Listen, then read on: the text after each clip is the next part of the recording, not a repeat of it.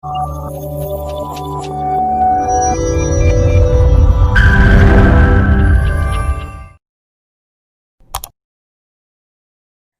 Cultural Academy welcomes you all to online classes for horticulture.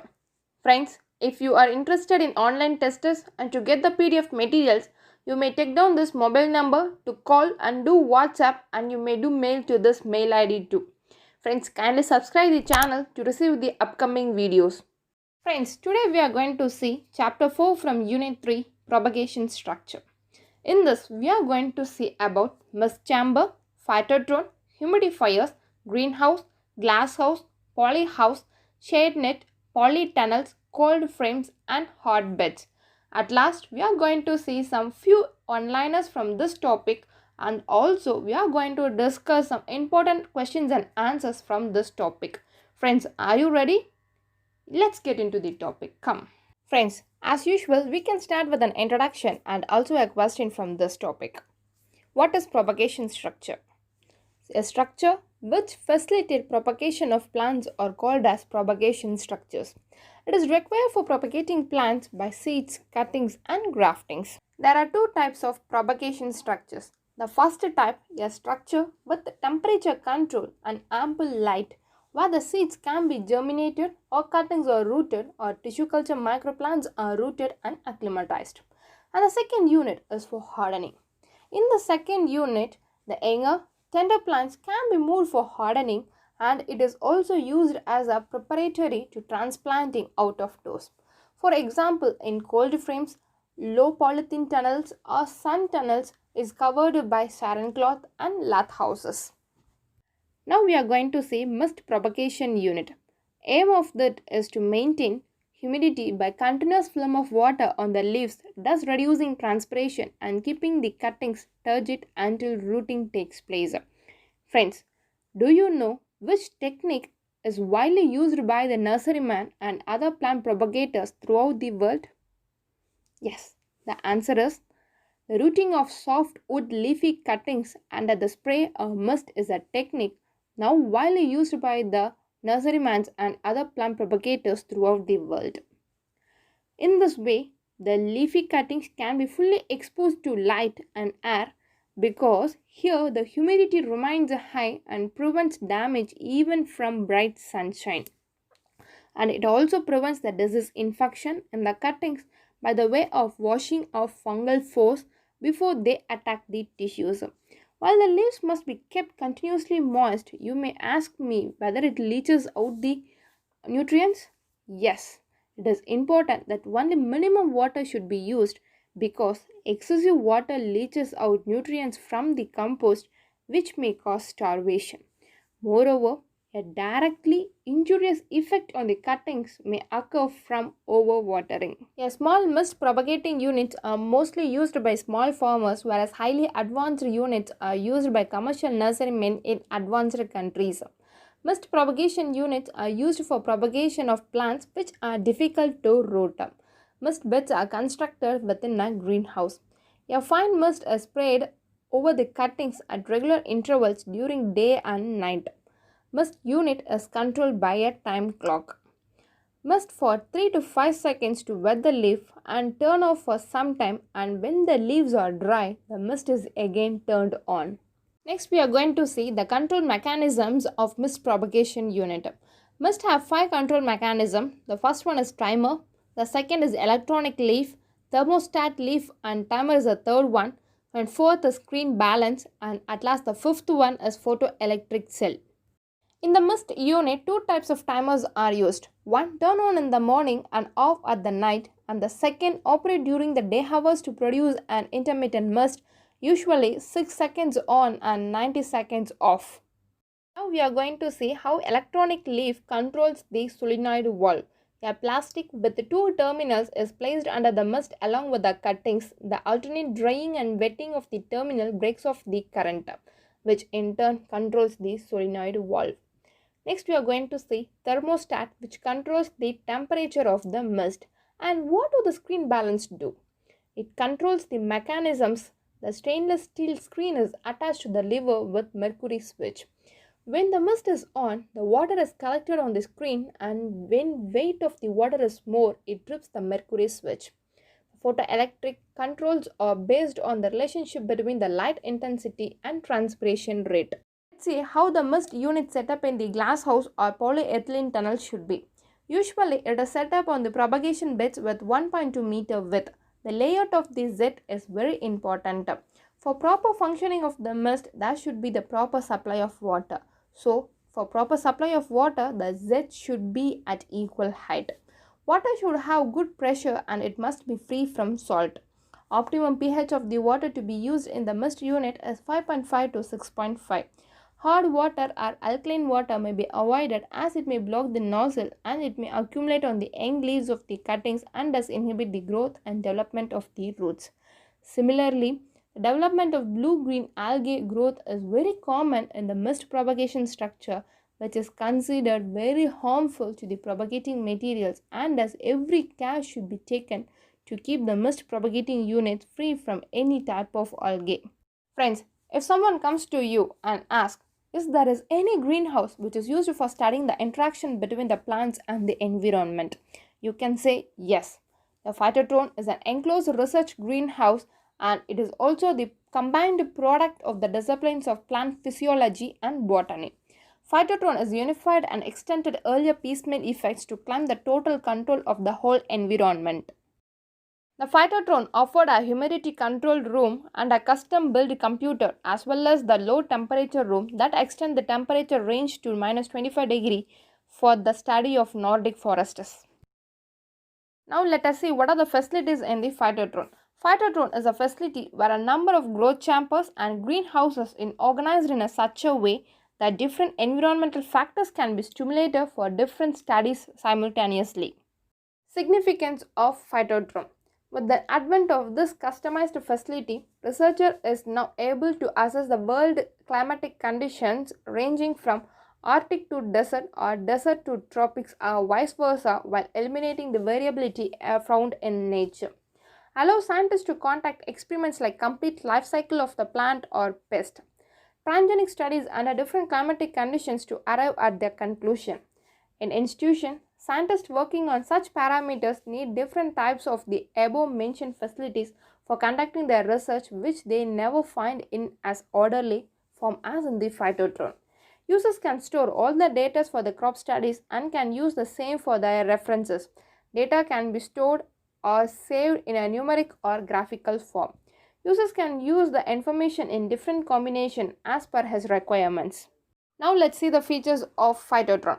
Wide temperature and humidity ranges, accurate and reproducible results, choice of lighting systems, cost-effective solutions, high-frequency fluorescent lighting, simple day or night control or advanced programmability, energy-efficient lighting systems, multi-day programming, multi-level password protection, graphical representation of the test values.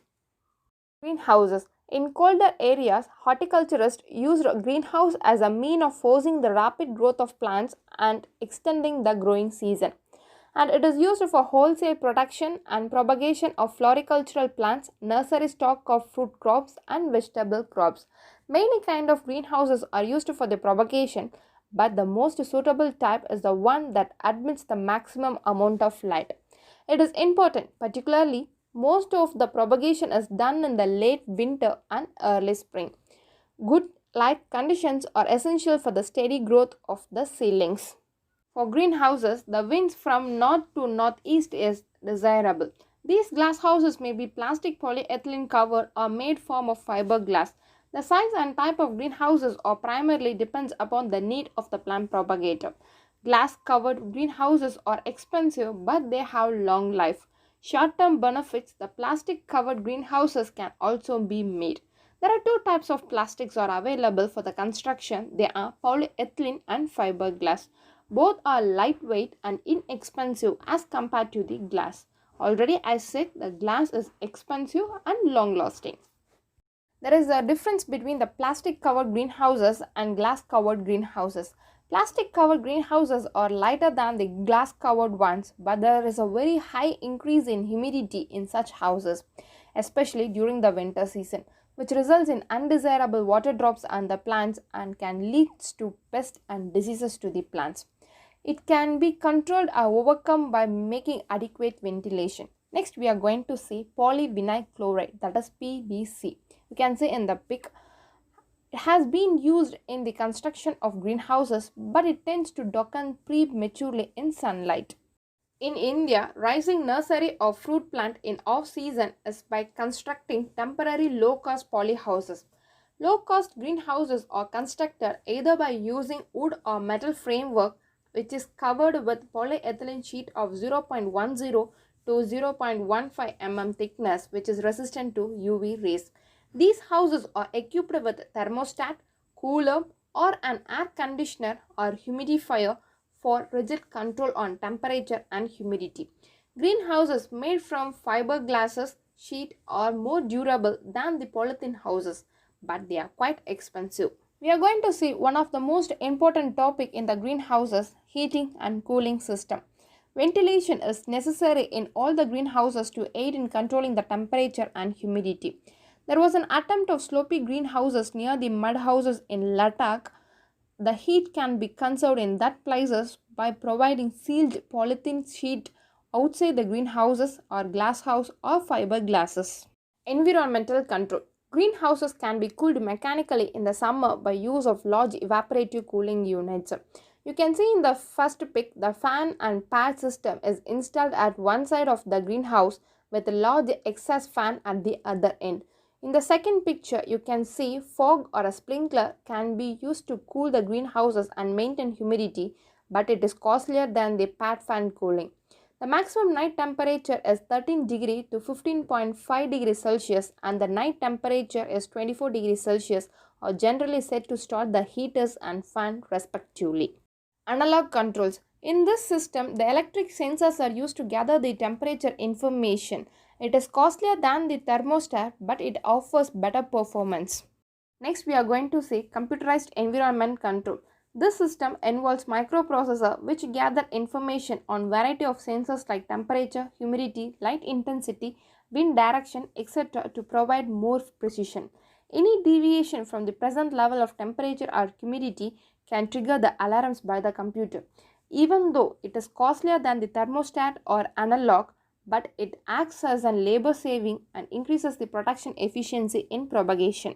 The most commonly using a cladding material is polycarbonate, which is similar to acrylic in heat retention properties with 90% of light transmission of glass. It is light in weight, 1/6 of glass, and easy to install. Polycarbonate textures surface diffuse light and reduce condensed drip. For providing rigid panels, fiberglass is used widely for the construction of greenhouses. It transmits 80 to 90% of light.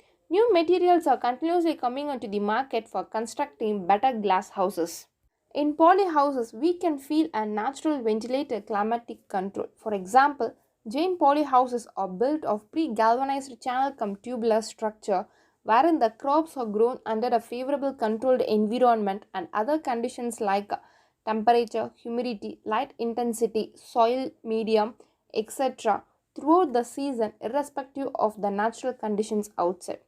Jain polyhouses are available in different sizes which ranges from 100 square meter to 10,000 square meter or even more and constructed as per the customer requirements. Most widely used propagation structures in tropical areas is net houses where artificial heating is not required. In these areas, the net houses may be constructed with the roofs covered with glass or plastic film and its sides are covered with wire net. It also provides necessary ventilation to maintain the ideal temperature for germination of seeds and subsequent growth of the seedlings. The roof of the net house may be covered with gunny cloths or even the live plant creepers to cut off the solar radiant energy and keep the house cool. Net house can be constructed as per the need of the propagator and also the requirements of the nurseryman. Next, we are going to see shade houses. Shade houses is also referred as shade net house or net house. It is constructed or enclosed by agronets or any other woven material to allow required sunlight, moisture and air to pass through the gaps. So, microclimate is created in the shade houses for the growth of the plants. Let's see the uses of shade houses. Helps in cultivation of flower plants, foliage plants, medicinal plants, vegetables and spices.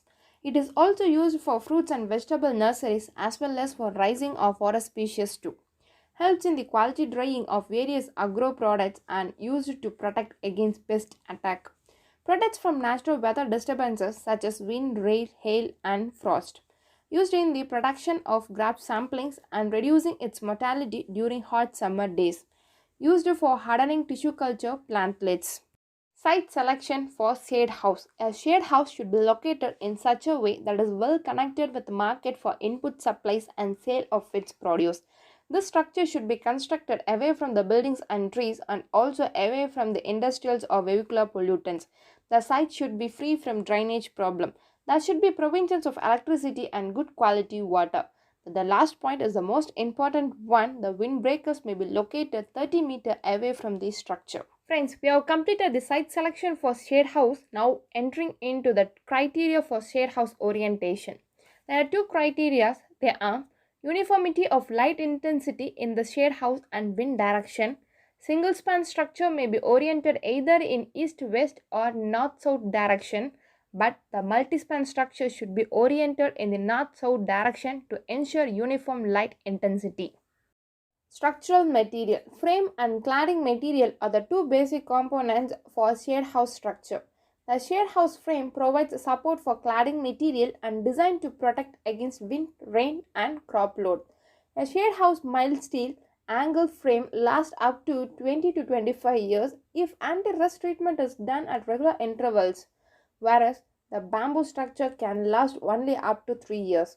The agro shade nets last for 3 to 5 years depending upon the climatic condition. The shade nets are available in different colors with a different wide range of shade percentage, that is 25%, 30%, 35, 50, 60, 75% and 90%. Friends, this different shade contains lot of questions, so take a clear note on this. Percentages. Usually, a shade percentage of 30 to 50% is ideal for vegetables, while 80 to 90% is ideal for sheltering people. Most plants will do best with a maximum of 40% to 60% shade. However, when growing some shade-loving plants such as orchids or some ferns, 75% or higher may be needed to get correct light levels. For example, 50% of shade cloth in green color is suitable for nursery stock for growing cabbage, peppers, lettuce, geranium, etc. Whereas 75 to 80% shade cloth in green color is suitable for some firms, large olive tree, protection barriers on buildings, use as livestock shading, etc. We have completed orientation, site selection, structural materials for shade houses, and now we are going to see polytunnels. Polytunnels are available in different sizes and constructed as per the customer requirements. It also varies from 96 square meter to 500 square meter in size or even more. The degree of sophistication also varies from simple polytunnel with polyethylene film covering to highly sophisticated, that is fully automated drip and focus systems, or fully scaled computerized fully automated systems. Cold frames. A cold frame is a bottomless box with a removable top. It is used to protect small plants from wind and low temperature. The primary use of cold frame is conditioning or hardening of rooted cuttings or young seedlings prior to field, nursery row or container planting. Here, no artificial heat or manuring is used inside a true cold frame, but many gardeners experiment with variety of soil conditions. Cold frame can also be used for starting new plants in late spring. Low-cost cold frames construction is the same as for hotbeds, except that no provision is made for supplying bottom heat. Next, we are going to see propagation frames. Sometimes in greenhouse, the humidity is not enough to allow satisfactory rooting in leaf cuttings. In such cases, enclosed frames covered with glass or plastic material may be used for rooting of cutting. These frames are useful only on grafted plants as these retain high humidity during the process of healing. Large inverted glass can also be kept over a container having cuttings.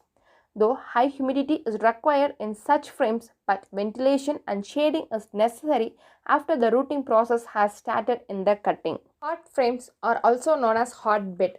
A hotbed is a bed of soil enclosed in a glass or plastic frame. It is heated by manure, electricity, steam, or hot water pipes. Hotbeds are used for forcing plants or for raising early seedlings. Hotbeds are small, low structure used for propagation of nursery plants under controlled conditions. Hotbeds can be used throughout the year except in areas with severe winter, where their use can be restricted to spring, summer, and fall.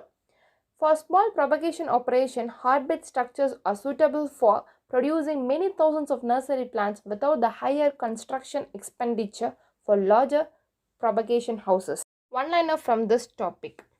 A phytotrone is an enclosed research greenhouse used for studying interaction between plants and the environment. In greenhouses, the propagation is done in late winter and early spring.